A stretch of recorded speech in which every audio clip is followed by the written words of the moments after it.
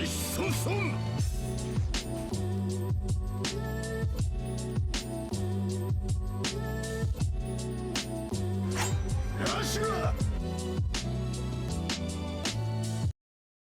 What's going on, y'all? Welcome back to the channel. You already know what time it is. My Hero Academia chapter 376 came out, and you already know I'm about to break it down for you. Horikoshi just gave us a little bit in this chapter. He didn't give us a lot to work with, but the small amount that he gave us, it does mean a lot. So we have Froppy and Uraraka jumping through the portal that Kurogiri made from last chapter to bring Toga to the battlefield now that she has used twice his abilities. She had perfect timing. All of it was perfect timing, right? His sad man's parade has completely thrown a wrench in all of the heroes' plans, because now they did not account for his multiplying ability, right? Like taking out twice clones, mud clones, whatever you want to call them, as it's difficult, especially when they're in mass numbers. And right at this point, the heroes were waning the villains' numbers, and now those numbers just increase. Like, just imagine like in Wano and One Piece when the numbers were being counted on each sides, right? Like at some point in time, like if you get more numbers thrown in your favor, then that completely changes this battle. And I think that's where that this war is completely gone. Now I think a couple of things are going to happen going forward. However, I'll save that for next chapter. Now we have the UA students meeting up, and they're kind of going through things that have been going on their end. It's nice to see the progression of this war, right? We went from the coffin in the sky. No, we went from Hawks and Denver and All for One. Then we went to the coffin in the sky, and then we went to the island, the inhabited island where they were fighting the Nomu. Now they're back here. So there's a lot of the hospital, like there's a lot of stuff going on, and it's great that Horikoshi is really doing a really good job when it comes to kind of telling the story, how it's progressing, and kind of rehashing some things that have happened, so that way everybody can keep up with it. At this point of this war, now that Dabi is in front of Endeavor, he can't avoid this. He can't. Like, right? Like, he can't avoid Toya at this point. I'm not even gonna call him Dabi at this point. I'm gonna call him Toya. You can't ignore him at this point. He's going to die very soon. I could see Horikoshi giving us a scene where Endeavor is holding his son as he's just burning and he's just turning to ash. I could see that. I could really see that moment. I could see Horikoshi giving us that moment. I could see it not happen, but I think that'd be a good way to do it. He doesn't really give us much here. They're going to have to fight each other. There's definitely going to be a lot of dialogue going on between the two of them. And I think Endeavor is going to really be honest with himself and be honest with Toya. Because you can't let your son go out this way without having some relief or resolve. Right? Like, you have to try. Right? You really have to try. As his father, you should be trying. Now, who else is not trying is All for One, because at this point everything has gone according to the way that he's wanted to go, and he's out of here. And it's kind of like, I read that and I was like, wait a minute,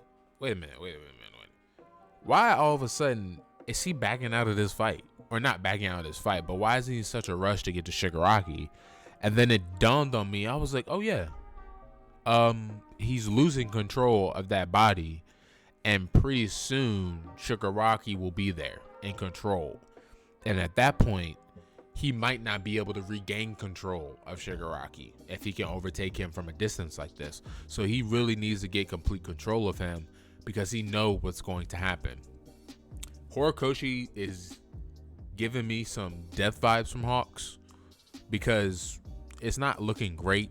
I'm pretty sure if he was 100% Hawks, without the setbacks from the last war, I'm pretty sure he'd be able to put up a better fight.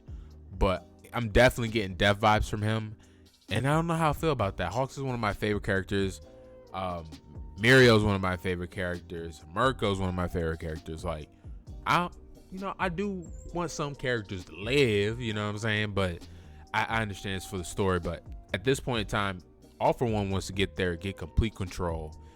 And I think the catalyst or the next domino that's going to fall for the coffin in the sky is when Bakugo is resurrected and he's back into fighting shape. I don't think he's going to be 100%. I think he'll definitely have some upgrades. And him and Deku are going to be a 1-2 punch when it comes to fighting Shigaraki. Or maybe All For One gets there.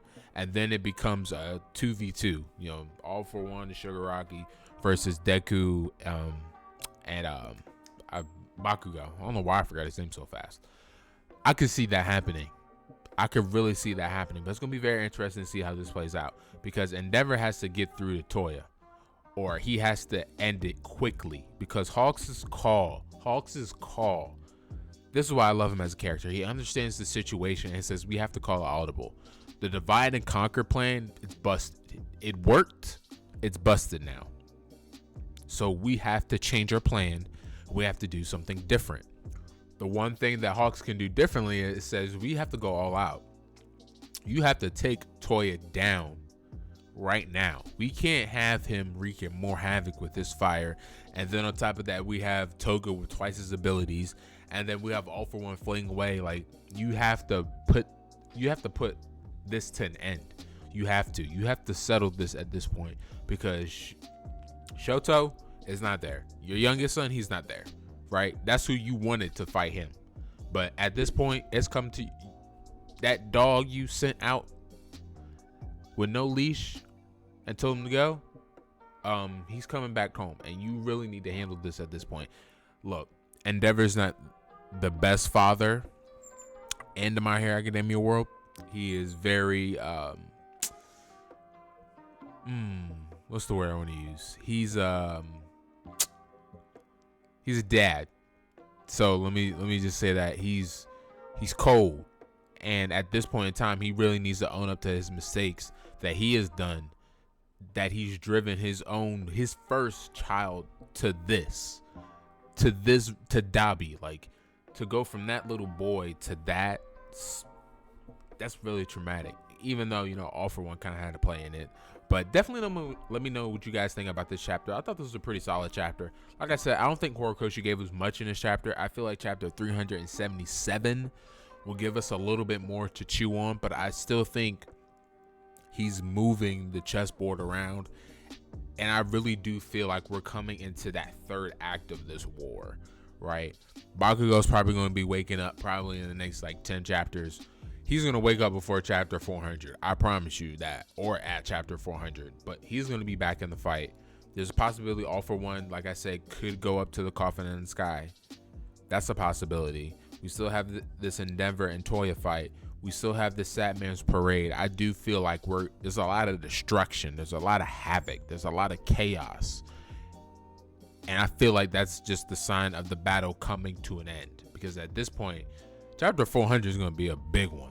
We're like less than 25 chapters away, to be honest with you. Yeah, we're 24 chapters away. So Horikoshi has a lot planned within the next 25 chapters. And I cannot wait, because I feel like it'll probably be around summertime. Maybe before that. Yeah, probably around summertime, to be honest with you. Where we'll be 25 chapters in deep, chapter 400. And a huge bombshell is going to happen. Or the end of the wars will be there. But I don't think the war's going to be over in 25 chapters. But let me know what y'all think about that one. I just came up with that, and I don't really know. I don't know if this is going to be over in 300 and 400 chapters. No, can't be. That would be such a waste. Well, not a waste, but it'd be such a rush. But let me know what y'all think about that theory. I'm going to catch you on the next one. Peace.